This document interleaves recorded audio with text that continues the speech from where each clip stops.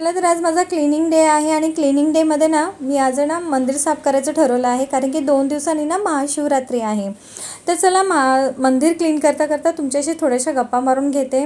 तर मला तुम्हाला एकच सांगायचं आहे, जो स्वतःला घडवतो ना, म्हणजे जो स्वतःला घडवण्यात वेळ घालवतो ना, त्याला माहीतच नसतं की कोण चुकीचं करतो आहे की कोण बरोबर, कारण त्याचा पूर्ण वेळ आहे ना स्वतःसाठी चाललेला असतो. पण ज्याच्याकडे ना खूप रिकामे वेळ आहे, तो काय करतो, दुसऱ्यांच्या उणीधुणी काढतो. ही अशीच आहे, तो तसाच आहे, आणि मग आपल्याला त्या व्यक्तीच्या ना बोलण्याने वाईट वाटतं.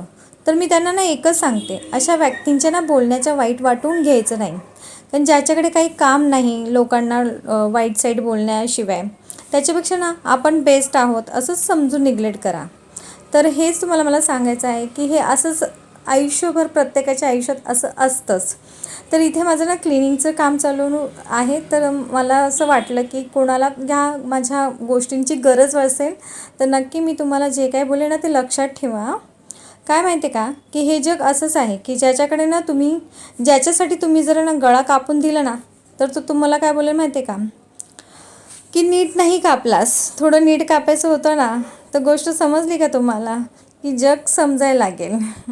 तर इथे मस्त संध्याकाळी ना भूक लागली म्हणून मस्त स्नॅक्समध्ये असं भेळ बनवली, आणि जे काही माझ्याकडे साहित्य होतं ना तेच टाकून मी भेळ बनवली आहे. काय माझ्याकडे काय पाणीपुरीची पापडी नव्हती, तर पाणीपुरी होती.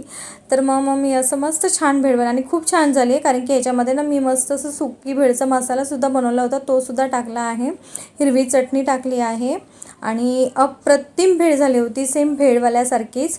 तर माझ्या बऱ्याच मैत्रिणी मला आता बोलतात की एवढं छान छान बनवते, आमच्यासाठी बर्गर बनव. तर जिने मला हे बोललं आहे ना, तर तिने नक्कीच यावं माझ्या घरी बर्गर खायला. तर हे जे क्लिनिंग करून झाल्याच्यानंतर ना हे सगळं असं इतकं सुंदर चमकत होतं ना, की अक्षरशः असं बघावंसंच वाटत होतं. तर मग मस्त असं तुमच्याबरोबर सुद्धा मी हा व्हिडिओ शेअर केला आहे. तर तुम्हाला माझं मंदिर आवडलं असेल ना, तर नक्की मला कमेंट करा. माझ्या मंदिरासाठी म्हणजे माझ्या देवघरासाठी तुम्ही लाईक करा. आणि आता इथे दिवाबत्ती केल्यानंतर तर ते अजूनच म्हणजे मला भारी दिसते आहे. आणि मला इतकं प्रसन्न वाटतं ना असं, मग जेव्हा मी काही करते ना, जसं माझं आवडीचं काम, माझं मंदिर साफ करणं वगैरे, माझं देवघर साफ करणं. तर चला, तर मला व्हिडिओ आवडला असेल आणि माझं बोलणं आवडलं असेल तर नक्की लाईक करा. बाय.